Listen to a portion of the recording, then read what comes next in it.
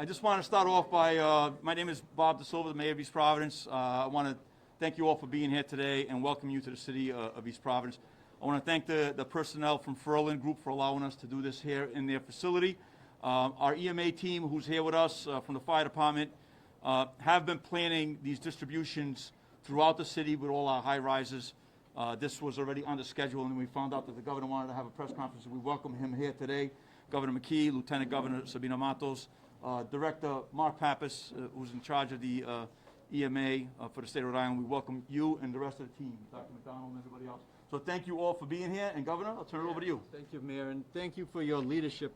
Being here today, having cameras here, seeing residents receive test kits and masks, it delivers a great message around the whole state of Rhode Island, because not only is Mayor DeSilva really stepping up with his team, but also municipal leaders around the state of Rhode Island are doing the exact same thing. So getting that message out, how important it is to be tested, wear your masks, and get your booster shots.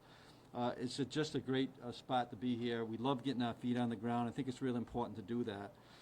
So following this morning's announcement that Dr. McDonald will assume the day-to-day responsibilities of the Department of Health as the Department of Health Director, we wanted to get out in the community and start introducing him to some of the municipal leaders and partners that have been supporting our COVID response, over the last almost 2 years.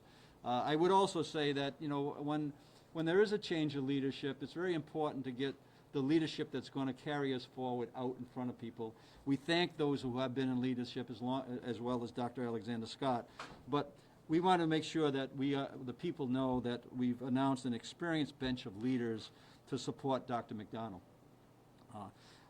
Anna Novas, former Assistant Secretary of the Executive Office of Health and Human Services, and experience in the Department of Health. My Deputy Chief of Staff, one of our Deputy Chief of Staff, Pastor Chris Abeling, he's been helping in many areas, and he's going to take an early spot in the Department of Health, so that we're making sure that the transition goes smooth and that there's a good communication between our office and the Department of Health. Along with Ernie Almonte, Chief of Staff of the Lieutenant Governor, former Auditor General, and it's great to have a partner like Sabina that we saw a need to have someone like Ernie there on assignment, and so we're working that out in our offices. But it's another value, quite frankly, of a Lieutenant Governor and a Governor working like this. So thank you, Sabina, for making that happen. And I have full confidence in this team and look forward to continuing to work with them. We'll be back on Tuesday afternoon for a full COVID briefing, but I do have some important updates regarding COVID to share with you today. On the rapid tests, today we're in East Providence, where rapid tests are being given out to our seniors. This is part of an initial 500,000 tests that the state secured a couple weeks ago, and I was in Johnston outside in the cold weather on Saturday, handing them out just like we're providing these important test kits and masks to people here in East Providence today. But a big thank you again to Mayor DeSilva and our municipal leaders for moving fast to get these test kits out the door. This is a very appropriate location to announce tomorrow we'll be distributing an additional 500,000 at-home rapid tests. And thanks to Director Mark Pappas for his assistance in making this happening in a way that is going to really be important to the people in the state of Rhode Island. So just like the first batch, about 70% will go directly to the cities and towns of that next 500,000, and 30% will go to community partners in the health equity zones. This means that in about a month, right about a month time, 1 month period, 1 million at-home rapid tests kits were handed out into the communities, all 39 cities and towns in the state of Rhode Island. On the boosters, this is going to be a real focus for us over the next several weeks, is the booster shot. So right now, about 35% of all Rhode Islanders have received a booster shot. That's not enough. And we want to do much better than that 35%. And I know that we can get there. So we're going to really make sure that just like when we were getting people vaccinated during the summer months, last year where it was an absolute top priority, and we made it that way with different levels of efforts to make sure that we were getting the message out. We're going to do that again, and one of Dr. McDonald's top priorities is going to be coming up with new strategies to get Rhode Islanders boosted. On the case numbers, I also want to briefly share encouraging news that our 7-day case average is beginning to decline. It's down about 48% from a week ago. And also our 7-day average for percent positive is also down from 18% last week to about 14% this week, and yesterday we were about 9%. On a national level, I want to give a little illustration of what that means to Rhode Island. So during the months that the Delta was first arriving, we were in the bottom 5 on infection rates and death rate, hospitalization rates. Today, we're in that middle of the 30s, 35. We want to be at the best. But I can tell you that the infection rate is going down, and I want to thank Rhode Islanders for doing the right thing and helping us, move this needle. Before I turn it over to Lieutenant Governor, I just want to let Rhode Islanders know that we're monitoring the snowstorm very closely. I was on a call with the National Weather Service about an hour ago, and we have another storm briefing call right after this press conference. The update at this time is that everyone is still monitoring the storm, and the models show that there is potential for a good deal of snow that will fall on Saturday, but we'll have a better sense exactly the track of the storm tomorrow morning and throughout the course of the day.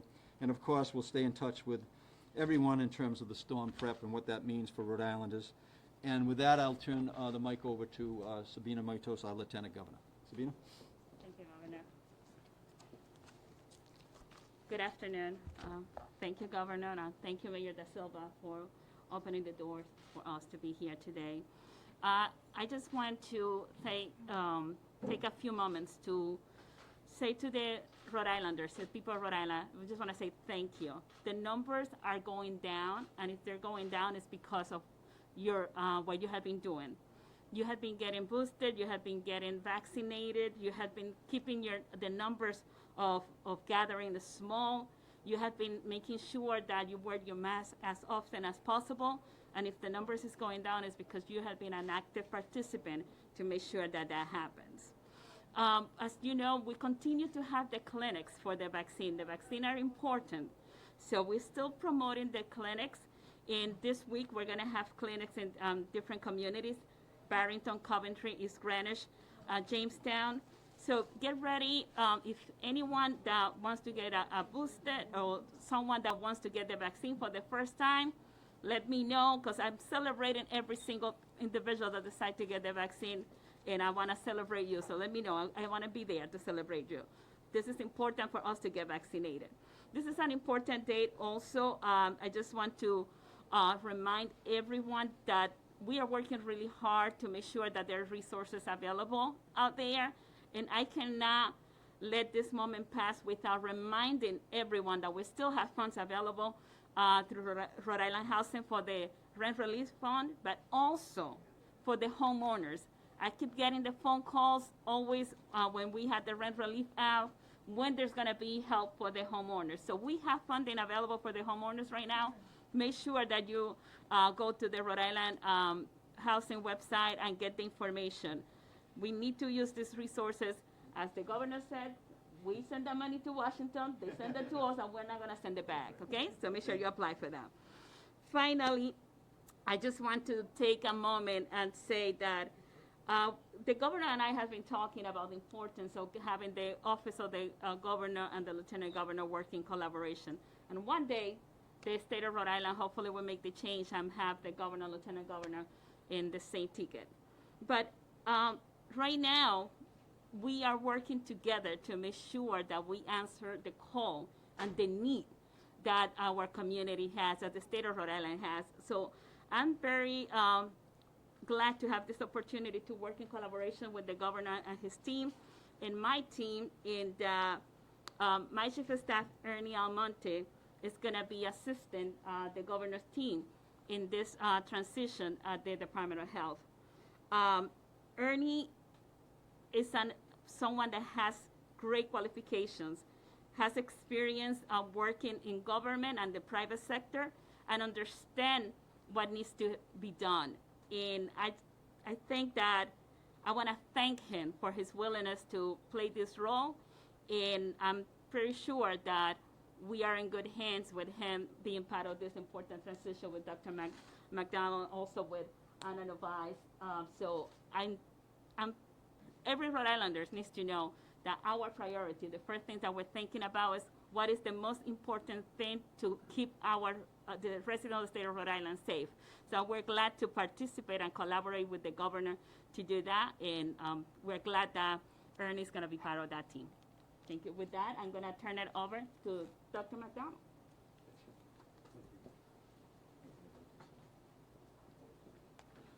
Yeah, so thank you, Governor McKee, and thank you, Lieutenant Governor Mitos. And, good afternoon, everybody. You all should know me by now. It's not like I'm new to you, right? And so we've met before, right? And I just want to talk a little about the Rhode Island Department of Health for a minute.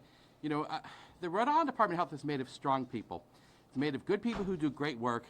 It's an honor for me to step in during this time and be an interim leader during this time. It's humbling to lead such great people. But I want to underscore, the quality of person that I work with is unlike anyone I've ever worked with in my entire career. I've been in the Navy, top-notch people. I've worked with the Indian Health Service, great people. The people at the Department of Health, just an amazing group of people, so it's an honor to be here. I just want to talk a little bit about the pandemic for a minute, though.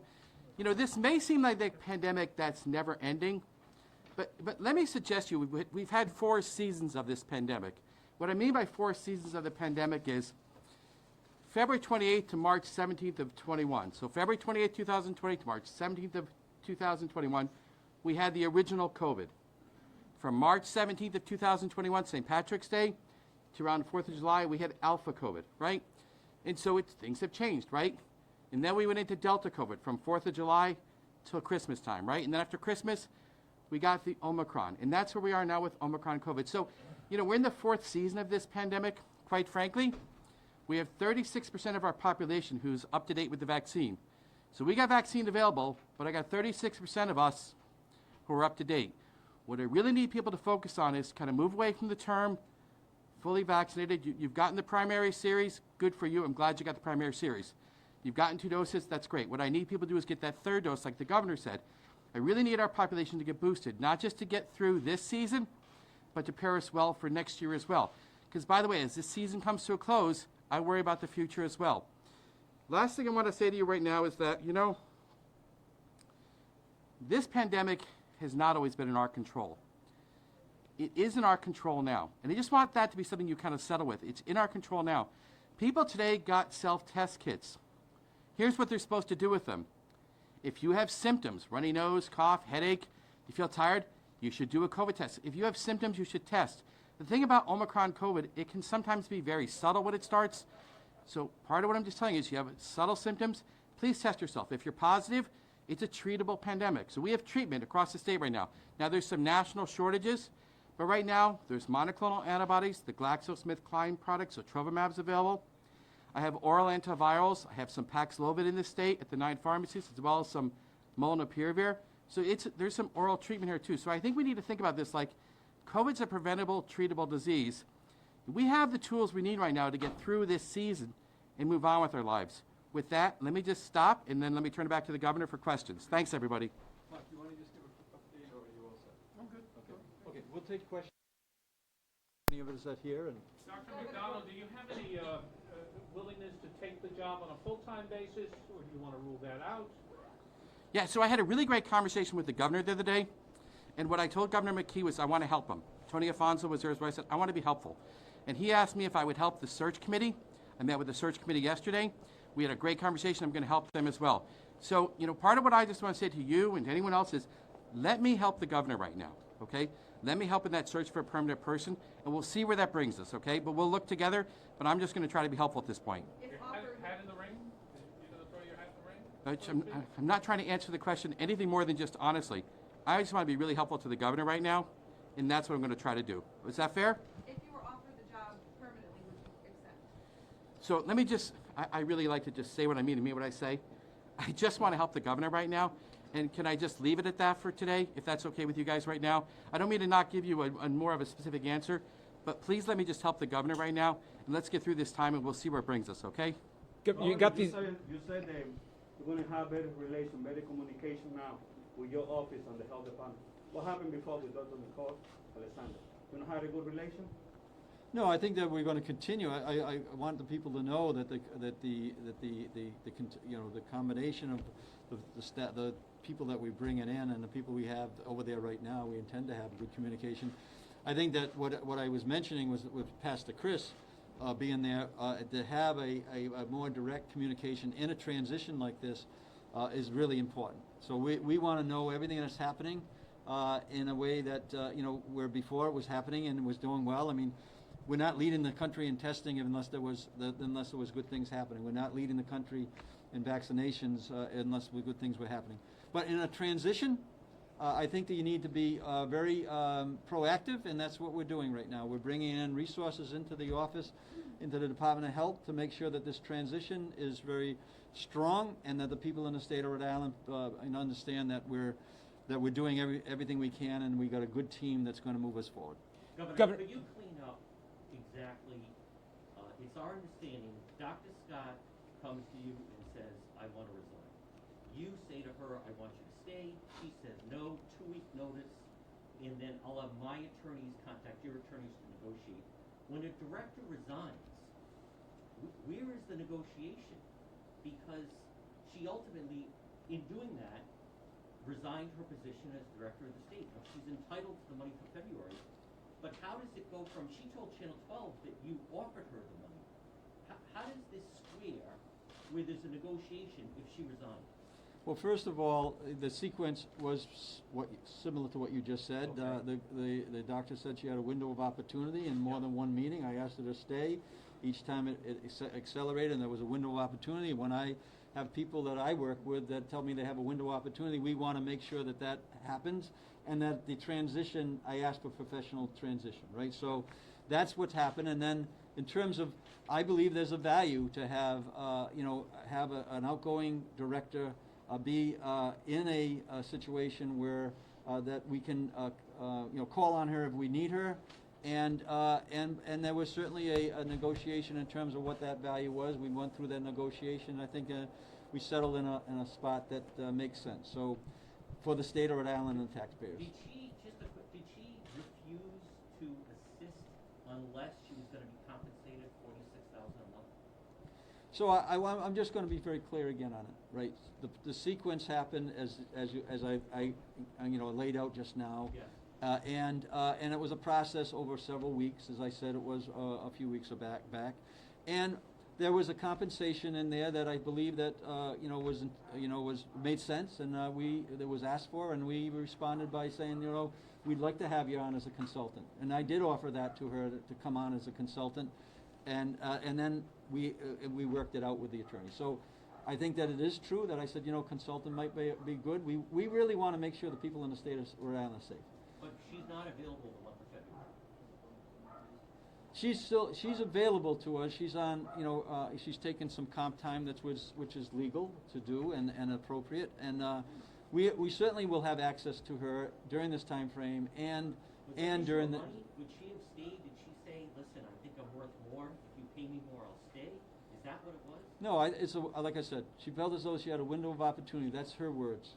My words was stay, but if not, let us do a professional exiting strategy, and I believe that we are showing today that the people of the state of Rhode Island are being served very well by So this wasn't a buyout? It wasn't a contract buyout? No. And I think it's important that it wasn't a contract, by the way, right? That was statutorial, I'm going to miss the words here, but she was on a 5-year, not an agreement, right? She was on a 5-year term statutorily, right? So, no. I think it's exactly what I just said. She said, the doctor said she had a window of opportunity. I asked her to stay. When that was not an option, we tried to figure out a best way to make sure that we had all professional hands on deck, and we've done that. Did you Governor, tell so her what that opportunity was? No. Governor, on the tests, would it have been better to have them here a month ago? You've even said that Omicron, the cases are declining. Would it have been better to have these here weeks ago when when people were asking for them? Well, first of all, let's talk about testing. 175,000 tests in a given week, just 2 weeks ago. So we're leading the country in testing. So I want to make sure the people in the state of Rhode Island know that that's a success, what we've done on the testing. Bringing in supplies right now in terms of the supply chain is a challenge for everyone, but that's why I gave a shout out to Mark Pappas.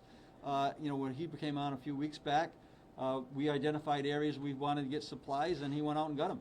And so now we got the municipalities handing out tens of thousands of home test kits. That's a success story as far as I'm concerned. And 175,000 tests in a given week. And we said numerically 2 times what the second place state had. That's an enormous workload, and that's National Guard, it's Department of Health, right? It's our EMA, it's our municipal leaders, all our nurses out there. They've stood up and led the country in testing. Governor McKee, where are the tests coming from? Are they coming from the federal government? You also mentioned a couple of weeks ago that you were reaching out to CVS, Yes. a company on the West Coast as well. I think the first batch came from CVS and through a call that I had, and Mark might be able to kind of detail a little bit more on that question. If you'd like to do that, Mark, please. Sure. Vendors, private vendors that have been secured over time. Abbott, other companies, CVS, so that's where they're coming. Another follow-up, with the bulk of these tests, with all of these at-home tests that are going to be out there in the community, maybe this is a question for Dr. McDonald, are you concerned about the lack of self-reporting? Are people self-reporting these cases to the DOH? How is it changing the percent positive in Rhode Island? You say that Rhode Island's a testing leader, but are we still going to be a testing leader? Yeah, there's no mandate for them to report, so we know the numbers are a little low. Dr. McDonald wants to take Yeah, that. let me just add, thank you, Director. Sure. So yes, obviously, not everybody who has a self-test is going to report to us. It was at the Senator Oversight Committee Monday night, and Senator Acosta explained this to me too. He said his kids were positive, he tested positive, so it's and he did the responsible thing, he did the right thing. He had self-tests and he used them, but he didn't know we have our website. So we have a website people can self-report. But yeah, we're not going to get all these people self-reporting to us. We understand that. So, it is going to change things. I'm following the hospital numbers a lot more closely, though. One thing that's kind of interesting now is even just compared to 8 days ago, there's 100 less people in the hospital than there was 8 days ago. Our hospitals are still stressed, still a lot going on there. They're still limiting what they can do here, but that's something where it's going to be more important to look at that. In aggregate, though, think about it this way.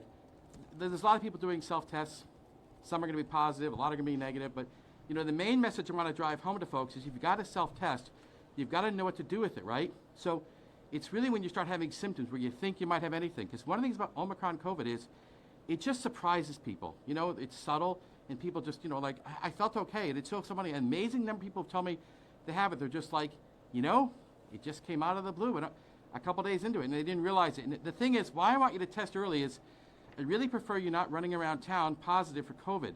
And, if you have symptoms for a couple days and you're running around town, you're just spreading it all the more. So that's why I need people to do that. So I hope that helps. Scott had one more question, John.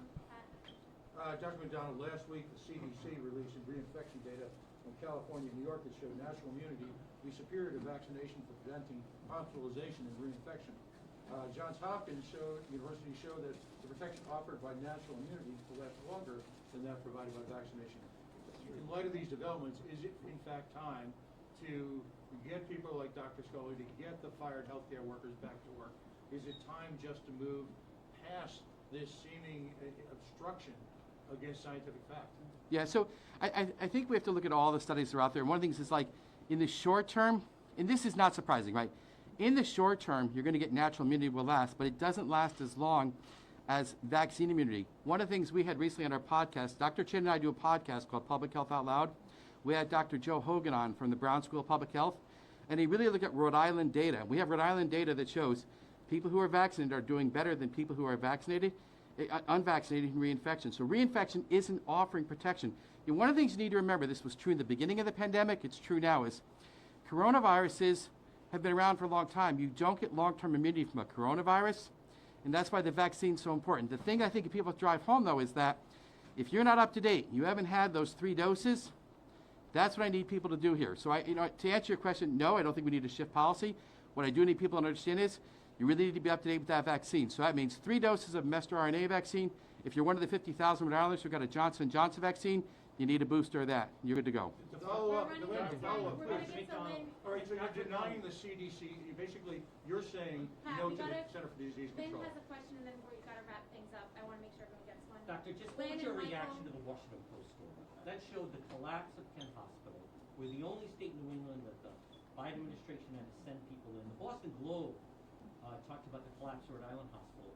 Well, how is this, what was your reaction to the Washington Post? It made us seem like it's third world care. Well, it's definitely not third world care going on in Rhode Island, and very thankful to get the federal support we're getting. I mean, I think one of the things we need to underscore right now is our healthcare workers are working as hard as possible. There is no collapse of any hospital in the state of Rhode Island. They're still taking care of patients. They have limited services, not doing as much elective surgery, but getting the supplemental staff is helpful. And this is a good example of how federal and states work in partnership. One of the things you see right now is Rhode Island we're dropping down, but other states are going to be in a different position here. We're going through our Omicron wave. We're through this season almost. So we're heading in a decent direction. So our hospitals are in good shape. They're working hard. We partner with them all the time.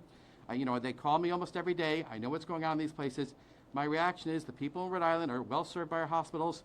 The hospital workers are doing a great job, and I'm very thankful that they do that. And I think that we're going to be okay. And I think, quite frankly, in a couple weeks, 3-4 weeks, we're going to be in a much better place and maybe talking about something different. We'll see. Lynn and then Michael, and we gotta get things going. Governor, this is directed to you.